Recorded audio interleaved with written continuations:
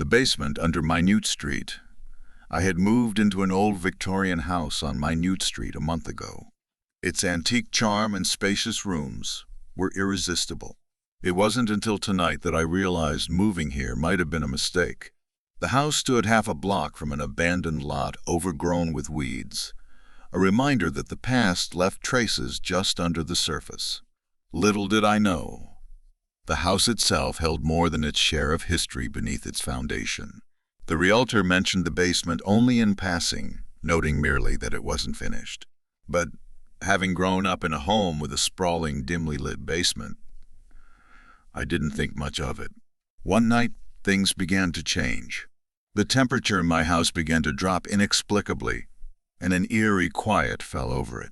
The kind of silence that makes your ears ring, as if they're straining to hear something that isn't there. It was on one such night that I first noticed the faint knocking sound emanating from below. It was Friday evening, and I was alone. Sitting in the living room, absorbed in a book, I became aware of the sound. It started as a faint, rhythmic noise. At first, I thought it was just the house settling, but this noise didn't resemble the typical groans and creaks of old wood. It was too patterned, too intentional. I tried to ignore it, but soon my curiosity got the better of me. Armed with only a flashlight and my phone, I decided to investigate the basement. My breath fogged in the chilly air as I made my way to the basement door. The knob was cold to the touch, and I hesitated. Be rational, I told myself. There's nothing down there but old junk and cobwebs. With a clicking of the latch and a deep breath, I opened the door and flicked the switch. The light didn't come on. Great. My one source of illumination now was the faint beam of the flashlight. I cautiously descended the rickety wooden stairs, each step groaning under my weight. The knocking sounds grew louder as I reached the bottom. The basement was larger than I had remembered from my initial tour, and it smelled of damp earth. Random cobweb, shrouded boxes, and broken furniture were scattered haphazardly around, casting long, grotesque shadows on the walls. At the far end of the basement, the sound seemed strongest. The basement's ceiling was low, making me feel more trapped than I already did. My flashlight beam quivered as I saw what looked like a small door partially hidden behind an old mattress and some loose boards. It wasn't like the other doors in the house. This one was slightly ajar and seemed to be much older and smaller. Something compelled me to reach out and pull it fully open. Inside was a narrow passage, the air noticeably cooler and more damp. Ignoring the screaming protests of my instincts, I crouched slightly and began to move through the opening. The passage was even darker than the basement, almost seeming to absorb the light of my flashlight. The air grew steadily colder and denser. My breath came out in heavy clouds. The walls were made of rough, unfinished stone, slick with moisture. The quiet knock that had led me here was replaced by an unsettling silence, as if the entire underground was holding its breath.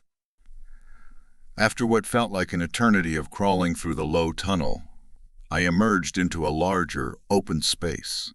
My flashlight revealed dusty stone floors and walls adorned with strange, faded markings that looked like some sort of archaic script.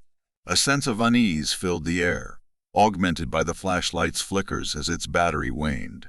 An old, rusted lantern on a stone pedestal caught my eye. Looking at the state of my flashlight, I wasted no time trying to light the antique device.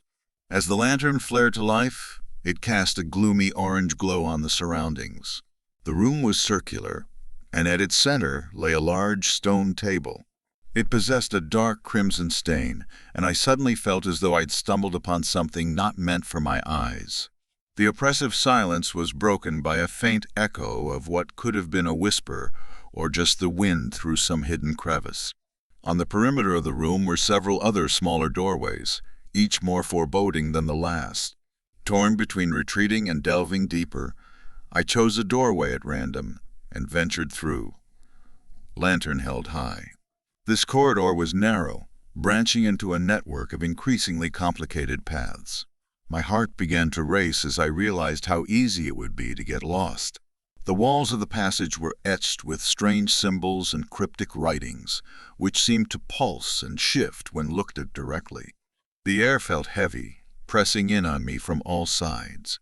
I was growing more disoriented with every step, like the very passageways themselves were shifting of their own accord. Hours seemed to pass in that subterranean labyrinth. I tried to retract my steps, only to find the paths leading into configurations I didn't recognize. Panic set in when I realized my lantern was running low on oil. My heart raced faster with every flicker of the flame. Shadows elongated and morphed ominously. It was then that I heard it. Not the knocking that had initially led me here, but a low, almost inaudible chant. It came from every direction and no direction at once. Driven by a mixture of fear and curiosity, I made my way towards the source of the chanting. It seemed to grow louder, filling the air with an inexplicable weight. And then I saw them. Faint outlines of figures cloaked in darkness at the edge of the illuminated circle. The chanting figures encircled a stone altar, concentration so intense that they seemed oblivious to my presence. I took a step back and hit something solid, turning to see another door. This one significantly older and reinforced with metal. A feeling of dread overwhelmed me, yet I felt an unbearable compulsion to open it. The chanting faded as I swung the heavy door open, revealing a dark abyss beyond. As I stepped within, the door slammed shut behind me of its own accord, plunging me into complete darkness. The darkness was so thick, so tangible, that my hand before my face was invisible. I fumbled for my flashlight, but it barely managed a weak glow before extinguishing completely.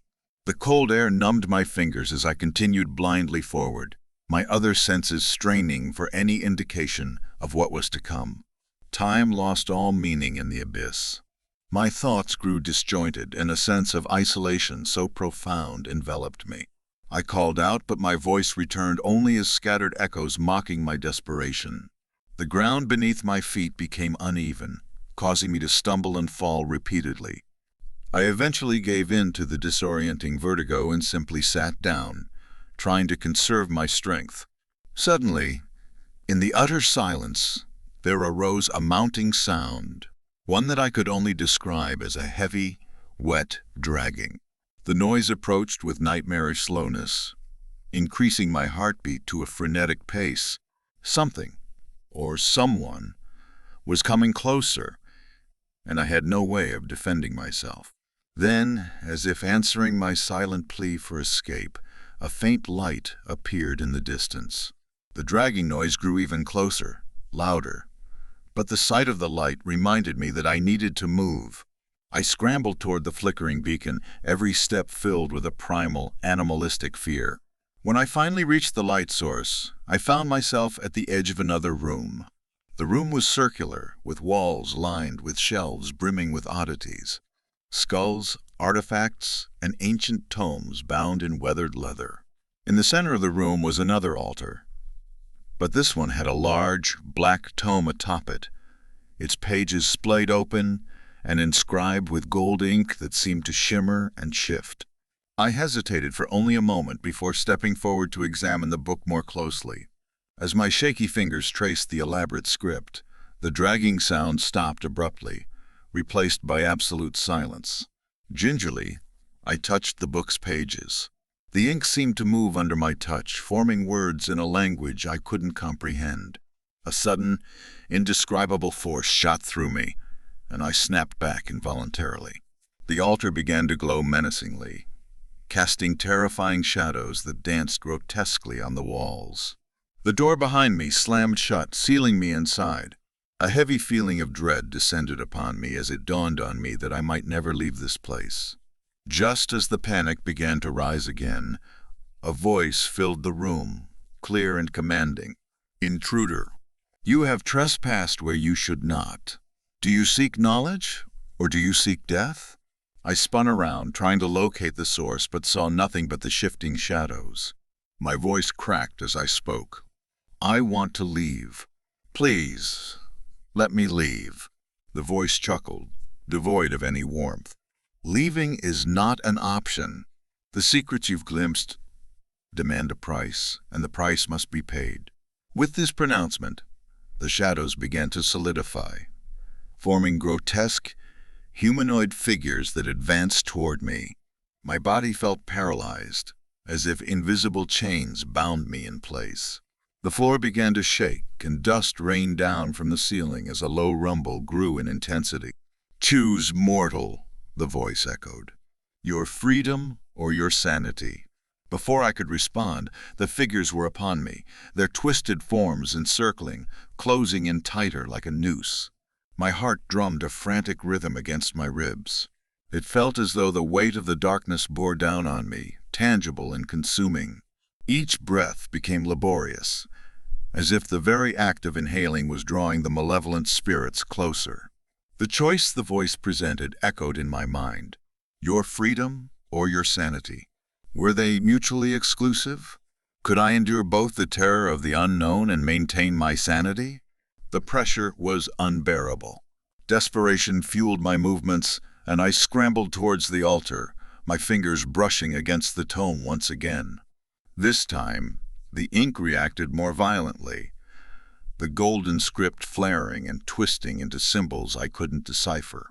Streams of light erupted from the book, engulfing the room in a blinding radiance. The shadows recoiled, their shapes melting and retreating, but the voice remained, louder and more insistent. "Choose, mortal." "My freedom," I yelled, my voice cracking under the strain. To my shock, the room responded, the air vibrating with my declaration. The very walls seemed to ripple and bend, warping reality itself. In response to my choice, the figures dispersed into the backdrop, their forms dissolving into smoke. The book closed itself with a heavy, decisive thud, and the oppressive, heavy air lifted slightly. But freedom, apparently, came with a cost. A doorway shimmered into existence on the other side of the room, and a path was illuminated. I wasted no time, sprinting through the doorway, lantern in hand. The corridors I traversed seemed more treacherous now, the stone underfoot jagged and uneven. The very walls pulsated with a life of their own, and the symbols that lined them seemed to watch me with every step. Faster and faster I ran, uncaring that I might tire, that my lungs might burn, that my legs might give out. The only thing I knew was that I couldn't stop. I needed to escape this nightmare. The path twisted and turned in unpredictable ways, the architecture defying all logic. Hallways looped into ceilings, floors twisted into walls, and every step felt like teetering on the edge of an abyss. My mind struggled to keep up, and I began to understand the magnitude of the choice I made. This maze wasn't just a physical one. It was meant to break my sanity. Glimpses of strange entities appeared and disappeared at the edge of my vision, their shapes too alien to comprehend fully.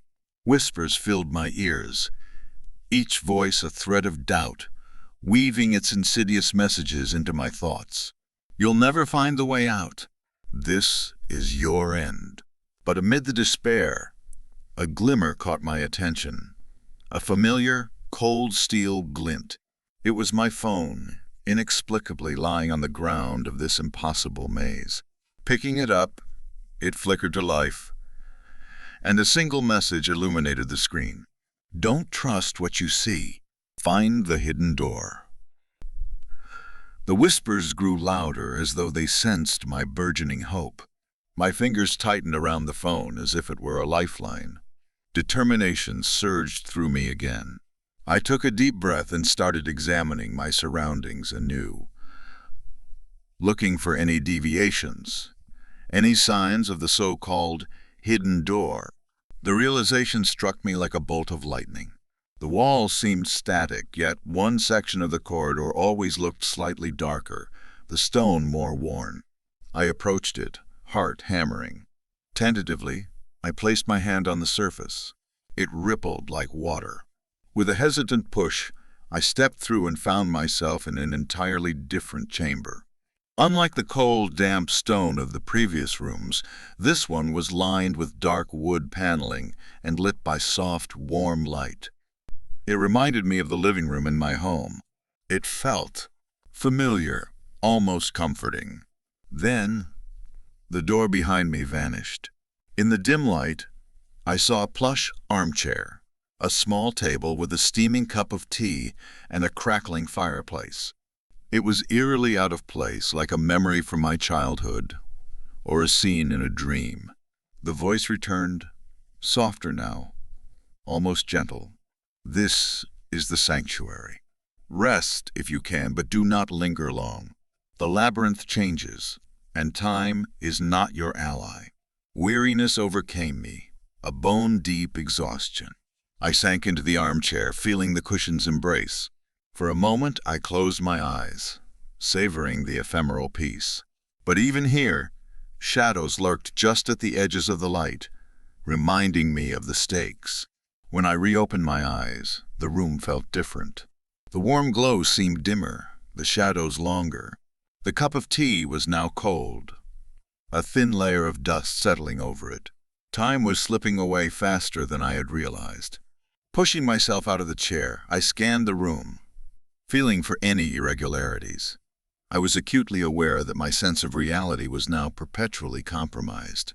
In the far corner, behind a richly embroidered tapestry, was an inconspicuous door, almost invisible if you didn't know to look for it.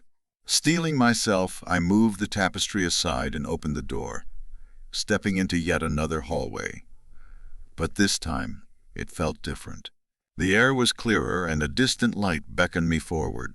Encouraged, I moved swiftly but cautiously.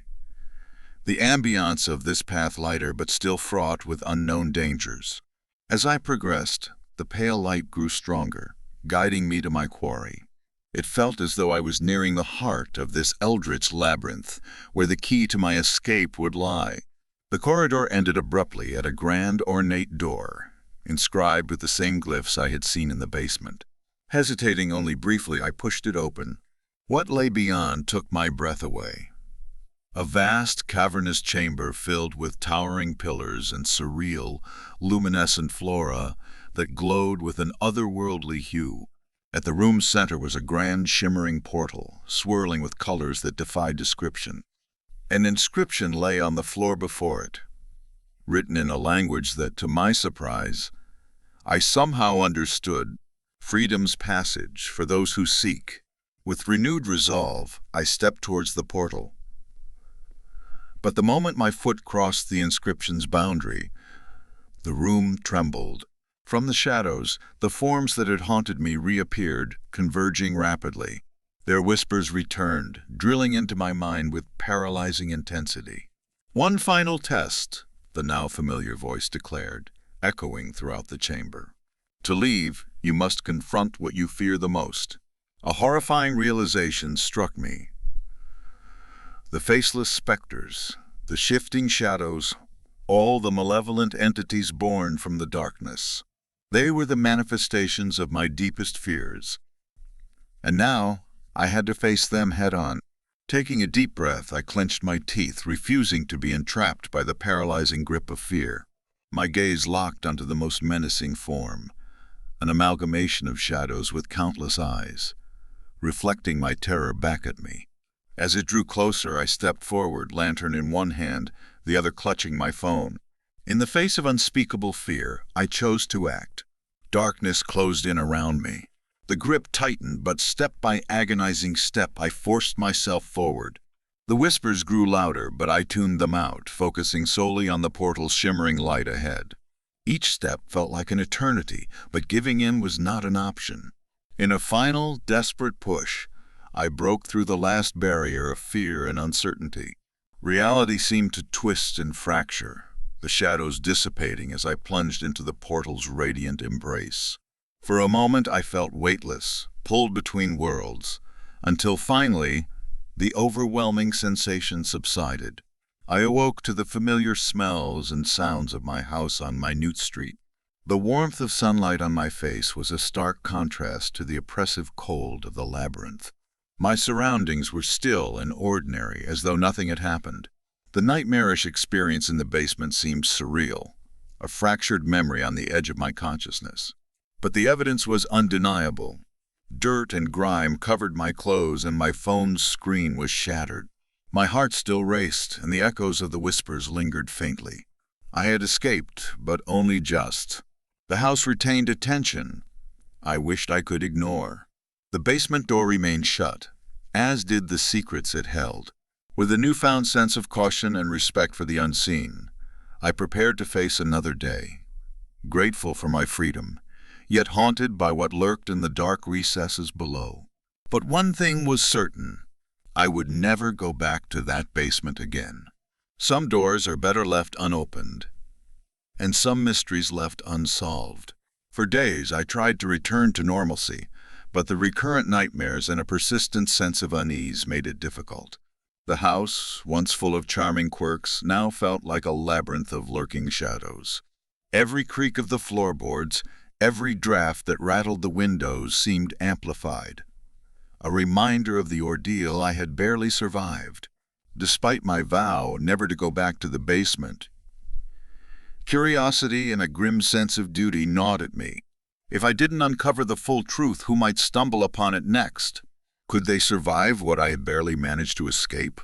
These thoughts churned in my mind, eroding my resolve until one fateful evening, I decided I couldn't leave the mystery unsolved. This time, I prepared meticulously. I gathered supplies: 2 flashlights with fresh batteries, a headlamp, extra food and water, chalk to mark my path, and a durable rope tied securely to a fixture in the living room. My lifeline. My phone, fully charged, also came along, though its usefulness was questionable. I hoped I wouldn't need the lantern again, but I took it, just in case. With these preparations, I ventured back to the basement to face its dark reality once more. The knocking had ceased, replaced by an oppressive silence that seemed to amplify the sound of my own heartbeat. Carefully, I descended the stairs, each step a repeated echo of my earlier trepidation.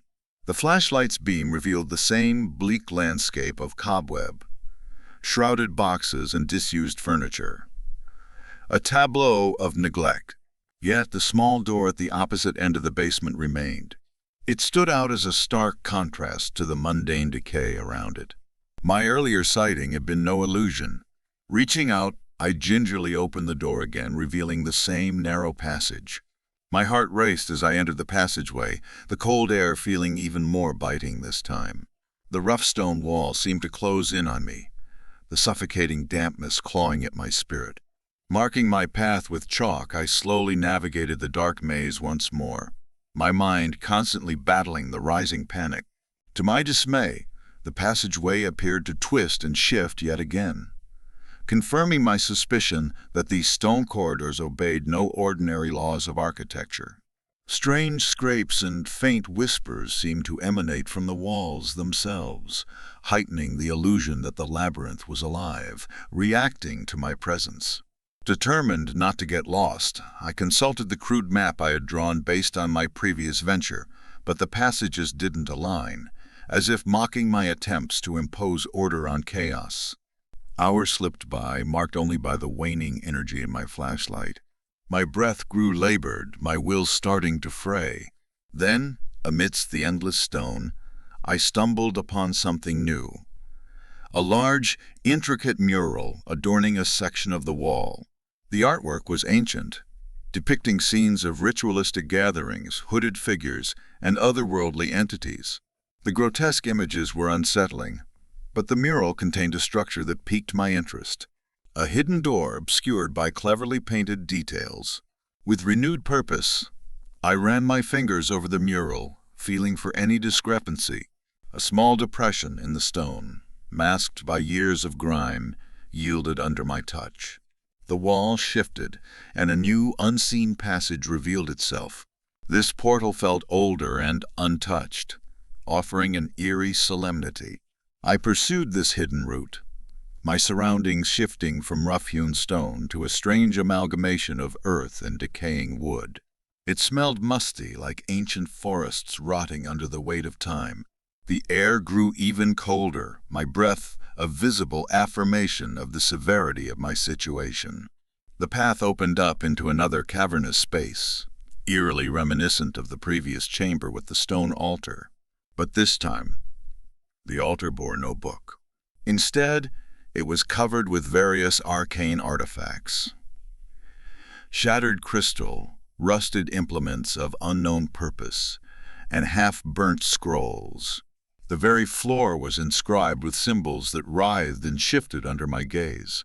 Suddenly, I felt a presence, not the malevolent darkness of before, but an intelligence, an awareness. It was as if the very space itself was inspecting me, probing my mind. Before I could process the sensation, the voice returned, even louder and more commanding. "To confront the darkness is to understand the light," it intoned. "Only by facing the hidden past will you find the future you seek."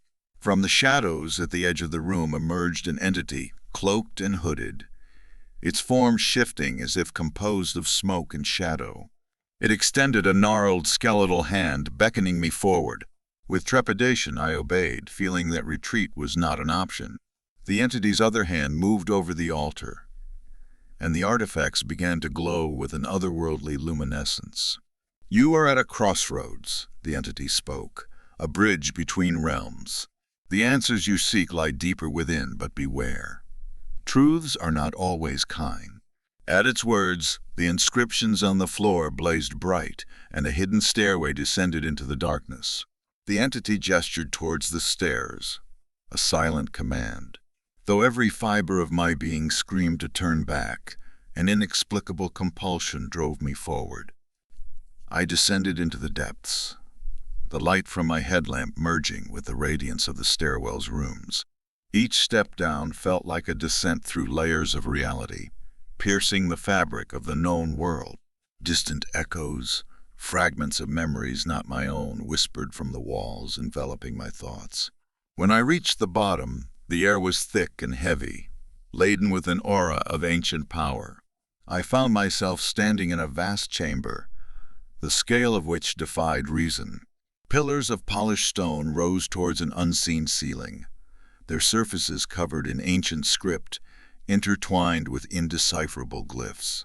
At the room's center was a colossal structure, the heart of the labyrinth, perhaps, a monolithic altar wrapped in chains and adorned with more of the glowing inscriptions. Approaching the altar, I saw that it bore a sealed artifact, a small, ornate chest bound with chains of light. The weight of significance pressed down on me. This artifact held the answers, or possibly the key to my escape. Summoning all the courage I could muster, I reached out and touched the chest. The moment my fingers made contact, the room shuddered, and the chains unlocked, clattering to the ground. The chest opened, revealing an ancient manuscript and a skeletal key. As I picked them up, the inscriptions on the pillars blazed brighter, sending shocks of energy coursing through the entire room. The air trembled with latent power, and the voice intoned again, "You have unlocked what was hidden, but the path to truth demands sacrifice.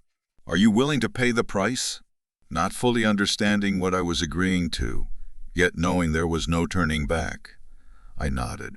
The voice seemed satisfied, and the inscriptions began to form a rotating vortex, drawing me towards it. Clenching the manuscript and key tightly, I stepped forward, feeling reality itself being rewritten around me. The next sensation was disorienting. Falling through light and shadow, fragments of time and space rushing past me. When the motion ceased, I found myself in a place that defied comprehension. It was as if I'd crossed into an alternate dimension. The architecture, vertical and sprawling, defying all known principles of physics. In this new reality, the skeletal key in my hand pulsed with a radiant energy guiding me. Though disoriented, I pressed forward, following the key's beacon. The landscape around me was a surreal blend of nightmares and dreams, populated by strange, ethereal beings who regarded me with a mixture of curiosity and indifference. The key led me through impossible terrains. Bridges suspended in nothingness, stairways that ascended into the void, forests of crystal and light. Eventually, I arrived at an ancient door inscribed with the same runes that had guided me thus far. The key resonated with the door, and it gently swung open, revealing a blinding light. Stepping through the threshold, I emerged, not into another nightmarish chamber, but into the dawn-lit courtyard of my Victorian house. Sunlight streamed through the trees, painting a picture of tranquility entirely incongruent with the horror I had experienced. The weight I carried in my heart began to lift, but the shadows of the basement's secrets still haunted me. Clutching the manuscript, I made my way inside, desperate to decipher its contents. To my relief, the ancient text now appeared readable, its words forming with a clarity previously elusive. The binding of realms, the convergence of shadows, lies beneath in secrets untold. Within the labyrinth, truths are imprisoned, seeking the chosen bearer of light. Each word reverberated with significance. As I read, the manuscript detailed the history of the house, revealing it as a nexus where dimensions collided, where ancient rites had opened doorways to other realms. The labyrinth beneath was not a mere basement but a bridge connecting worlds, and I had inadvertently become its guardian. In days that followed, life slowly returned to a semblance of normality. Yet the secret knowledge I possessed was a burden and a duty. The basement, now sealed with wards I learned from the manuscript, remained inaccessible to any other soul who might wander innocently through the house. The key and manuscript I kept close, tokens of my survival and my charge.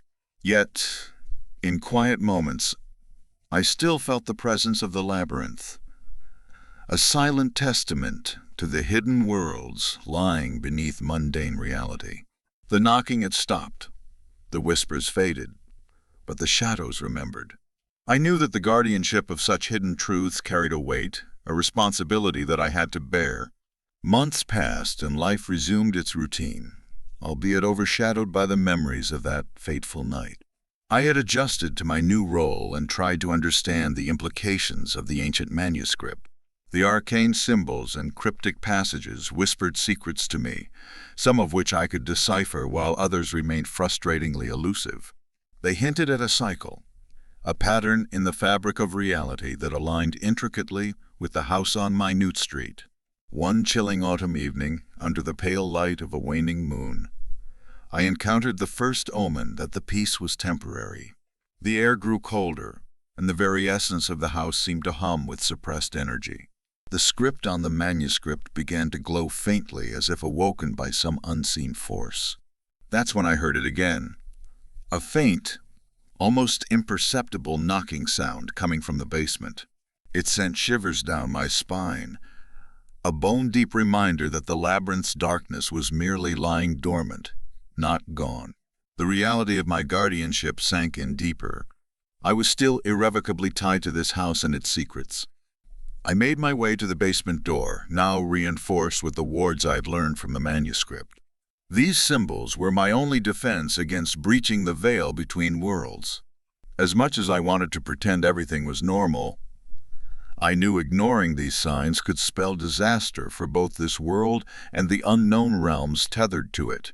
Clearing my mind, I reinforced the wards with the incantations I had memorized, touching each symbol with the skeletal key's cool, ethereal essence.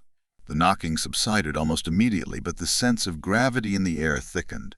The manuscript described these moments as resonances, times when the barriers between our reality and the labyrinth, tenanted dimensions weakened, and the guardians must stand vigil. One particular night, the resonance was stronger than ever. I prepared myself meticulously, ensuring that all wards were intact and my ritual implements were in place. The manuscript suggested that certain lunar cycles and cosmic alignments caused heightened activity.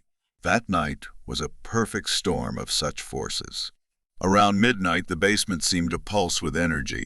Each knock resonated through my bones, a rhythmic declaration of the labyrinth's power. Drawing a deep breath, I decided I couldn't just stand by passively. I needed to understand more, to probe this inscrutable enigma further. With the manuscript in hand, I descended into the basement, its warnings and protections echoing through my mind. The door to the labyrinthine passage was now an unassuming part of my surreal existence. As I crossed the wards, The air around me seemed to shimmer, the ancient script glowing softly, reassuringly. The narrow passage was even colder this time, the walls seeming to press closer, almost as if they were aware of my intrusion. The chalk marks I'd made months ago were still faintly visible, a haunting reminder of my previous peril. I moved cautiously, the rope attached to my belt as my lifeline. I reached the mural again, its grotesque imagery a stark contrast to the smooth, treacherous stone. This time, I understood the mural better. It was not merely a depiction, but an elaborate map, a guide that held the key to navigating the labyrinth's true purpose. The hidden passage it revealed led me deeper, to the core where the heart of the darkness thrummed. The new path wound and twisted, unfamiliar and foreboding. My progress was slow, each step a surge of determination against the oppressive force that seemed to cling to me. The corridors eventually opened up into another grand chamber, a place I'd never seen before. It was vast, cathedral-like, with hauntingly beautiful architecture that melded organic growths with ancient stonework. At the center of this chamber was an obelisk, its surface inscribed with the same enigmatic symbols from the manuscript. The obelisk pulsed with a dark energy, each beat synchronizing with the basement's rhythmic knocking. My breath caught as I saw figures moving in the shadows. Spectral, almost ethereal forms, manifestations of the labyrinth's guardians, perhaps. Approaching the obelisk, I sensed an intelligence, an ancient consciousness radiating from it. There was an awareness, akin to the entity I had encountered before, but here it was more concentrated, more powerful. The skeletal key vibrated in my hand, attuned to the obelisk's energy. The voice, now all too familiar, echoed around me, resonating both in the air and within my mind. Guardian of the convergence, you stand at the nexus of realms. The cycle approaches completion, but the mysteries deepen. Conflicting emotions surged through me. Fear, curiosity, a grim sense of duty. What must I do? My voice seemed trivial compared to the immensity of the space. To preserve the balance, the nexus must be understood, and the barriers maintained. The voice intoned. Read the inscriptions. Learn the ancient rites. Only through knowledge can chaos be held at bay. As if guided by an unseen force, I approached the obelisk, my hand tracing the symbols. Each touch sent a jolt of understanding through me, fragments of esoteric knowledge assembling into coherent patterns. The manuscript had only scratched the surface. The obelisk contained the true depth of the labyrinth's secrets. Hours passed as I absorbed the glyphs' meanings, their intricacies folding into my consciousness. Rituals, incantations, and the weaving of wards that could strengthen or weaken the barriers. They all flowed into my mind. As I completed the final lap around the obelisk, the chamber's atmosphere shifted. The labyrinth's hostile energy seemed to reconcile, if only slightly, with the presence of a guardian who understood it. The voice spoke one last time, a solemn warning. The guardianship is eternal, the balance fragile. Each action ripples through the realms. With that, the obelisk's dark energy receded, and the spectral forms melted back into the shadows. My task wasn't finished, but I was no longer merely a trespasser. I was a custodian of arcane knowledge. Emerging from the labyrinth, the rope and chalk marks guiding me back to the basement door, I felt a profound shift within me. Knowledge couldn't be unlearned. And this gauntlet of revelations had forged an unbreakable bond between me and the house's labyrinthine heart.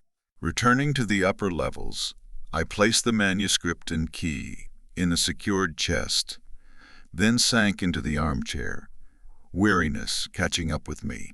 The house was silent, the malevolent whispers replaced by a heavy stillness.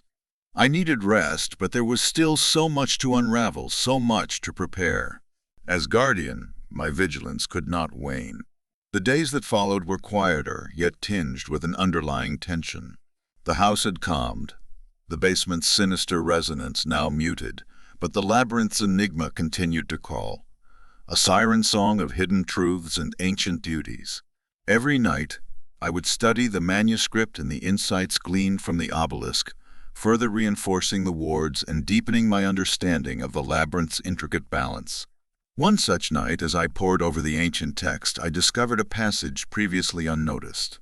It hinted at a deeper connection between the Guardian and the labyrinth, a shared consciousness that transcended mortality. The realization struck hard. I wasn't merely a caretaker. I was a living vessel of this eternal guardianship, my very essence intertwined with the labyrinth's fate. With renewed resolve, I delved deeper into the manuscript, immersing myself in its esoteric teachings. My connection to the labyrinth grew stronger, and with each day I understood more of its language, its needs.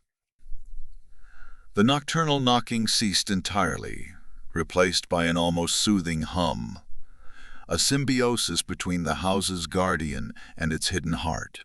It wasn't entirely a solitary journey. Occasionally, a friend or distant relative would visit, their casual observations and mundane conversations grounding me. But they never ventured near the basement, and I never volunteered the house's dark history. It was my burden, one they didn't need to share. In time, the house became less a dwelling and more a sanctum, a place where ancient knowledge and modern life coexisted.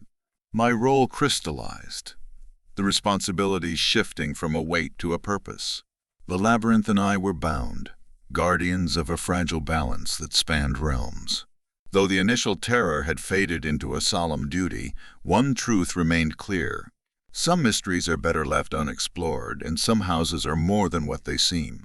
Beneath its antique charm, the house on Minute Street held portals to other worlds, hidden realms of darkness and light. And so, as its guardian, I stood vigilant, knowing that the labyrinth's secrets were as eternal and enigmatic as the very fabric of reality itself.